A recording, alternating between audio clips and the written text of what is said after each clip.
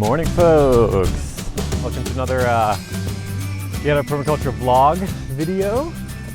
I'm here today at Hacienda Rosa to check on a couple things, and I want to show you guys a little bit of the work I did last week harvesting grass to use in our chicken systems here, as well as mulch for the garden. So let's actually start where I harvested the grass, and then we'll get going from there.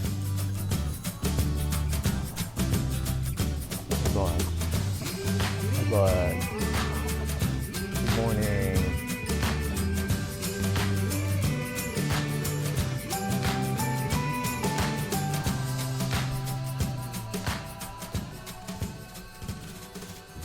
All right, so that's just behind me is where I did all this kind of grass harvest last week.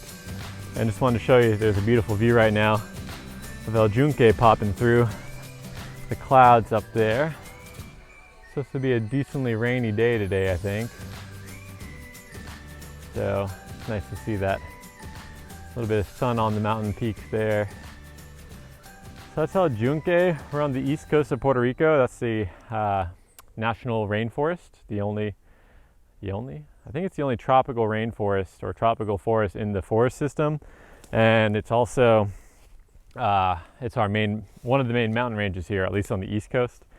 And it only gets up to like 3,000 something feet, I think. So it's no mountain compared to the west coast or anywhere that you have those huge mountains. But for us, that's one of the biggest points, at least around this eastern side of the island here. That's one of the biggest there. So now that we're up here, let's just take a look at what I did. So this whole area right here, when I started, looked pretty much like this up here. Ooh, there we go. So really long bladed grass and no seed heads or anything like that quite yet. And so that's my indication in terms of timing the harvest. I always want to time the harvest before the seeds, because if you harvest it with all the seeds there, then you're going to have to deal with the seeds in your mulch or compost or anything like that. So if you can harvest that grass before it seeds, that's much better. So these are tropical clumping grasses. I'm not actually sure the genus species or anything like that, but as you can see, this is a pretty mature clump here, and it's probably maybe 2 foot diameter total here. And what happens with these grass is when it grows really big, it gets a little bit heavy, especially the old stuff. And what happens is it starts to fall over. So before, this is all falled over. And right down here, you can see it keeps going, and all this is actually connected to the same plant. These are stuff I actually didn't cut. But what happens is all this grass falls over and creates kind of like this this layer that is not quite touching the ground and is not quite able to breathe fully, because it's called like a thatch layer. And that's what they used to use for roofs. Basically, it's a really watertight layer that doesn't allow water through. And so what happens there is you have this really dry organic material that's not in contact with the ground, so it's not going to have all those beneficial organisms to help break it down. So you start building up this layer of grassy thatch. And what that can end up doing is actually causing erosion, because there's nothing actually touching the soil and holding the soil together. It's just being covered. So if the water does go underneath that thatch layer, it can actually still erode underneath that thatch. So you want to watch for that. But as you can see here, here's another clump. And once again, this old brown growth that is not breaking down just because it has not been in contact with any sort of water or soil. So what I do when I manage these systems is I keep the clumps. So the clumps are intact still. And I the first thing I do is harvest all the greens, the actual usable greens. And a lot of those I just throw right on the path to act as kind of a mulch, just to give me some sort of indication that, oh, this is the path that I've established here, so I can access all this. Because sometimes when it gets really jungly back here, you can't even find the path. So I like to lay down the nice kind of grass layer to start with. I harvest first and lay it down. And then after that, I take the best stuff, the primo stuff, and that goes down to the chickens, into our kind of chicken composting system, as well as for mulch for the garden, etc. So up here, I find all the clumps. that are here. And first thing I do is I start with the top, and I just harvest all the top up to, you know, right now this is about at maybe 2.5 feet tall.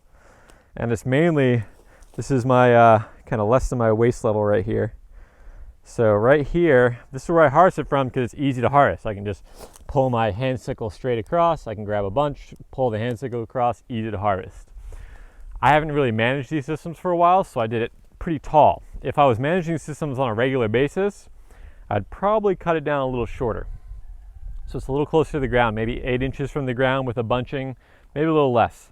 What I'm looking for is I still want to leave some of the blades on this clump. So you can see I'm not getting rid of everything. I still want this to be able to photosynthesize and start regrowing.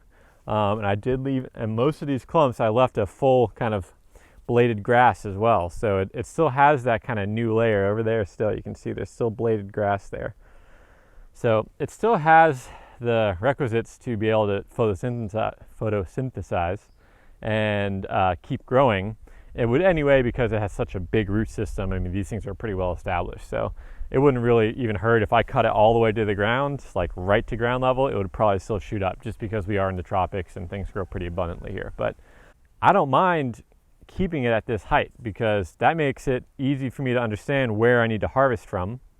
And what will likely happen is it'll actually shoot up new sprouts from the base. So next time I come around to harvest this area, I might bring it down a little bit and then a little bit. But right now it's right around just above my knee height, and that's like perfect for me to do a slight bend over and then harvest and then stand back up without having to like squat down or anything like that. So I'm kind of managing the system so it's easy for me to actually harvest from, because if it's easy for me to harvest from, then I'll probably do it more. So that's part of the plan. That's part of the design. It's designing it so that I can actually harvest it comfortably and on a regular basis, so it actually gets harvested. All right, so just above here, where all this grass is still growing, I did not harvest from, it's very, very steep. So this probably goes up maybe 10-15 feet in a matter of about 10 horizontal feet this way. So that's at least about a 45-degree slope here. Or actually it's probably even higher than that. I think it's steeper than that even. So this area I'm actually leaving in grass because I could go up there and harvest, and I probably will at some point to kind of reset this system.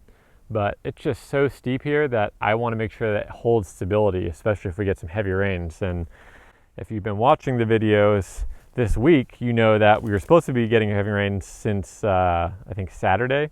Well, it's actually coming now, so they say, but the next couple of days it's supposed to be really rainy. So I especially right now don't want to be harvesting from this steep slope. But I'm not going to ever really harvest from this slope until I can end up getting some support tree species. Now you can see we do have some bananas here, and they do produce, and there's actually a flower on this one right now, and it's starting. Ooh, sorry guys, I had an insect trying to fly into my eyeball. Right up here, I don't know if you guys can see that. Let's see, try to make it a little easier. So right up here, there's actually banana trees, and you can see here's the banana flower. There's the beginning of the bananas right here. So these work really well on this slope here, although they don't add much in terms of stability because these things are really pretty easy to knock over. So it's not an ideal tree for a kind of support on a hillside, but the bananas do grow really well on hillsides here. That's something I've observed, and it's something that I see a lot here. So I know they do well on this hillside, so it's okay to have them, but we just need to be mindful when we're harvesting from that, and when we manage these systems, that when we're walking on this steep slope, we don't want to cause any sort of instability or cause any erosion while we're walking on the slope to harvest. So in the future, we're probably going to put this slope into some sort of tree stability that will help hold it for long term. Right now, the grass is doing that for us. So grass tends to appear in your landscape places where you get a lot of water flow and the soil's loose and it needs to be held together before it gets eroded. So right here, that's the perfect example. This area gets a lot of water from the drainage that's just above us here, and it's protecting this slope from being eroded in those kind of heavy rain events. So thank you, grass. You're doing a great job. So I didn't harvest any of that because I want to make sure that that stays there to provide me that stability until we can get something else there kind of long term that will protect it. The only issue is, not an issue, but the only design consideration here is straight that way. There's a guest house. There's a guest house right up here. I'm probably going to lose me in the light here. Right up here, right? See this kind of tall, piney looking tree? We can't really tell it's a piney looking tree, but beneath this tree right here, up there, there's a guest house.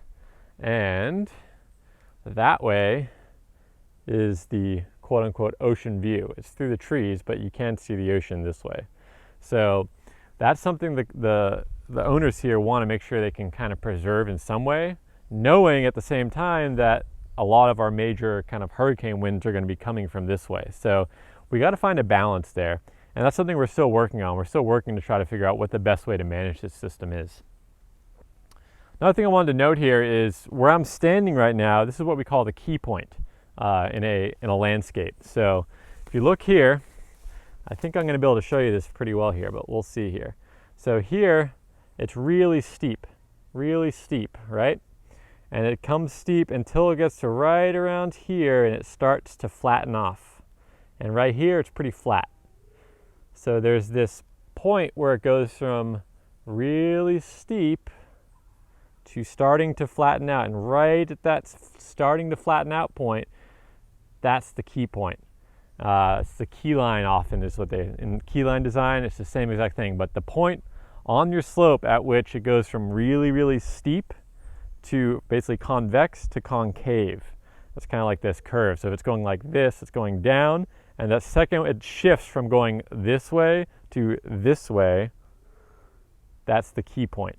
And that's a really important thing to understand in your landscape. You can do a lot of things knowing this point here. So it's at this point where I'm going to start having stability on this slope. It's at this point that I can start doing something on this slope without causing a lot of harm. Up here, I definitely will cause harm. If I just rip out all this stuff and try to plant, it's so steep that I'm likely going to cause erosion. Once I get down to here though, this is much easier to work on. It's much more flat. It's easier for me to actually see what I'm doing. It's easier for me to actually walk because it is flatter. And there's still a slope. There's still a slope here, but it's much more gradual. It's a much gentler slope. And it's an area where I can start to think about managing. So I don't want to manage it if it's super steep. I want nature to do that for me. In this case, it's grass, which is fairly short term. So this is something that at some point, we will probably try to transition into trees like I had said before. But for now, the grass is doing fine. I'm going to let it do its thing. But I don't start altering that system until I know I have a plan to start cycling through and transitioning that from grass systems to tree systems, because I don't want to lose that stability. So right here, this is the key point. This is kind of like my key line. I kind of have a path here, and that's why I put this path right here, is so that I can access just below this slope, this steep slope on this key line. This is where I put my access path. And it's just not going to be like a major access path. This is simply an access path so that we are able to get over here. It's not going to be something we bring a lot of people on. It's going to be something we walk on maybe once every 3 or 4 weeks. And it's really just to be able to harvest any grass that's up here. And also for when we put this area into pasture. So I'm looking at it basically from further around. So these are all those clumps I was talking about. This is the key line we've been talking about. So below here, I have much more control over the pasture without losing stability, of this field without losing stability. So from this point down, all throughout here, we want to create a chicken pasture in here. And it's pretty much already chicken pasture. It already has all the stuff I want to be growing here naturally, because that's what I'm trying to do. I'm not trying to have to seed as much here. I will seed if I want to add things to the pasture, but once we kind of get it up and running. But for now, the things that grow here natively, the chickens love. And so if I don't have to work very hard, if I can just let the native growth happen and then they can eat that and have their nutrient, that's much easier for me because I don't have to put as much input in. So I showed this before, but all the plants you're seeing below right here, all this pretty much is edible by the chickens. Everything you're seeing right here. They love these things with these little pink flowers. If anyone knows the ID for this, please let me know. They love these guys here. It's definitely in the mint family. I think I mentioned this on my last chicken video. I'll link that above if you guys want to check it out. But this is in the mint family. It's probably called Yerba Buena here. That's what most mint is called, I find, in Hispanic areas, Puerto Rico being one of them. But I don't know specifically what species it is, so I'd love to figure out the species exactly. But all of this here is edible by chickens, even the grass. They like the grass. So we're already in a system that is set up to be a pasture. We're just starting to manage it like a pasture. So what I'm trying to do is keep cycling this grass. So if I let this overgrow, this tall clumping cane grass here that you can see up here, all that will basically take over this slope. And so what I'm essentially doing is disallowing it down here below that key line up here.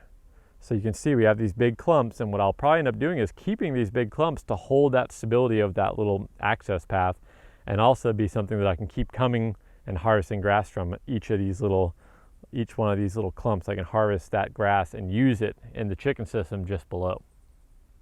So this is kind of the grass system and how I'm managing it. So I cut all that down, and I ended up having probably about 3 feet wide by 4 feet tall or more of like long grass that's 3 or 4 feet long. So very long grass. I'll show you what I harvested down below in just a minute. But that's a lot of grass, and it took me maybe 2 hours up here. 2 hours last Saturday morning. I came up here and I cut all that back, and the actual cutting part, and then of course the harvest takes longer and all that, right? But in terms of total time, it was a really quick process.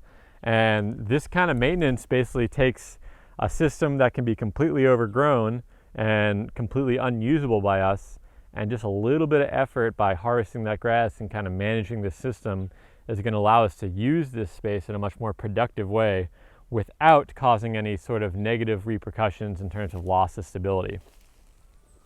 So this up here, what I'm walking through right now, will hopefully be a future chicken pasture that they can enjoy with a nice little forest edge here. And we might make it, I'll probably end up clearing some of that little bit in that forest, not clearing it, but cutting a couple little chicken access paths through there, because the chickens do love to have some shade in the middle of the day, and up here it's definitely very bright and not in so much shade. So this will end up being our chicken pasture, and right next to it is another future chicken pasture. And it's actually already set up. We have fencing here. But it's overgrown, and they came through here and pretty much knocked everything down to the ground, and we were starting to see a little bit of bare soil, so we actually kicked them out. And so this has been free of chickens probably for 3 or 4 weeks now, and you can see just the regrowth is so massive. And this is pretty common here in general. I mean, we are in the tropics, we get a lot of growth, but I'm definitely noticing that in here especially, this growth has been like, it really boomed after we had the chickens here, because they're in here and they're fertilizing, they're adding their manure, they're adding they're doing a little bit of a disturbance. So disturbance in the system is not a bad thing. It can sometimes be a really productive thing, as long as you can manage that disturbance so that it's not erosive and it's not negative to the actual site. So right up there, that's where we just came from. Right at the top there, that's like where I'm pointing right now on the camera. That's that key line we were talking about, right up there. So this is my access up here, and this might end up being the chicken access up here to get to those pastures, but we also have another chicken access within their pen. And next up, the chickens. Okay, so I lied. Before we go to the chickens, we're going to check out the grass harvest that I got. So right here, this is the result of the work I did up there harvesting that cane grass. And this is only a very small portion of it. This is just a much easier to show you example. So I'll lay that out right there. It'll be nice and easy to see. That is the amount of grass that you can harvest in one cutting, and that takes up the whole frame of the image. That's probably about 3.5, 4 feet at the longest tipped one there. And that can be cut up and used just as chicken feed. That can be cut up and used as mulch, as compost material. Whatever you want to use it for. It can be used as roofing. I mean, they used to use grass thatch roofs, and that could be used as roofing. There's so many uses for this grass right here that grows abundantly without any input from us. So think about that. If you're in a tropical system, if you're managing a tropical system, look for all that huge amounts of grass, even in the temperate climates. I used to work in near Seattle, Washington, at a nonprofit called 21 Acre Center. I'll see if I can link to them above. I'm not sure if I can, but I think they might have a YouTube channel. So if they do have a YouTube channel, I'll link to that channel. But they actually, there they have reed canary grass. It's a very invasive kind of clumping grass, just like this or similar to this. And it grows in a very similar environments where it's really wet, where the soil needs a little bit of help. And it becomes a really big problem because it's super invasive and it will keep regrowing. If you cut it and lay it on the ground, it will regrow. But what I found is I could use that, as long as I dried it, I could use it for mulch. And I definitely could use it for compost material. And it's essentially a free, abundant compost material that otherwise would have been a problem for me on that property. So trying to find the problem is the solution. That's a pretty common thing in permaculture. The problem is the solution.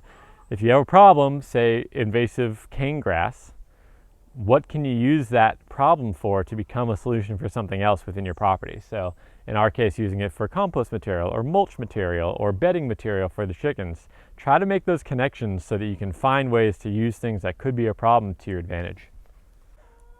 All right, so the chickens in here, you can see all this grass right here, all this deep bedding I just got to add. These guys really needed some deep bedding for quite some time and I just hadn't gotten around to it. So this grass that I cut became the deep bedding. Oh, you okay, Mama? This Mama's been feeling not okay recently. She's been kind of sad. She seems like she's hurting. Something's wrong with her. That's part of the thing about raising chickens, guys. They do get sick and you need to try to figure it out. Monica, the owner here who kind of takes care of the chickens, she's on it. She knows what she's doing. She's trying things, but it's sad because sometimes they get sick and there's a couple different ways of looking at sickness in a flock, right? You don't want the whole flock to get it and get hurt by it, so you got to consider that when you're treating everything. But at the same time, you don't really want to raise a flock that can't handle the living conditions that are on your property. So if you happen to have a couple birds die because they can't handle how you guys have your system set up, maybe that's okay. Like you don't want to just like let them die. Like we're going to try to help them survive and we're going to help them along. But if they really can't tough it out in the place that you're living, is that really the genetics that you want on your property? That's something to think about when you're raising chickens for sure. This is our little access path within the chickens. You can see they're all standing on it and it kind of goes this way and up. So in the other video I did, I think last week or 2 weeks ago, again, I'm going to leave that up there. Maybe I'll leave it again right now because I'm talking about something different. But the path here, this is actually, it's a double feature. It's a pathway, it's an access for us to get through this area, which was otherwise just a pretty decently steep slope here. But it's also a way to take a little bit of the pressure off of this valley in here, because this is a big valley where they have a lot of water flows and their house is right over here. So what we're doing here is actually catching some of that water, and then this access path actually is slightly sloped down towards me. Very, very, very slight, about 1% grade. And it takes it from the valley over there over to the ridge over here. So that's kind of using a little bit of a keyline thinking. And it just very gently moves water away from over there. So we're not completely changing how the water flows. We're just trying to take a little bit of pressure off of this area, which is a little bit steeper, where the water flows a lot, because we can lose a little bit of stability there because we have chickens on it on a regular basis. So we're trying to help manage that stability here. But as you can see here, I used all that cane grass to mulch this entire pathway to give it a little bit of protection from bare soil. I also mulched all down here.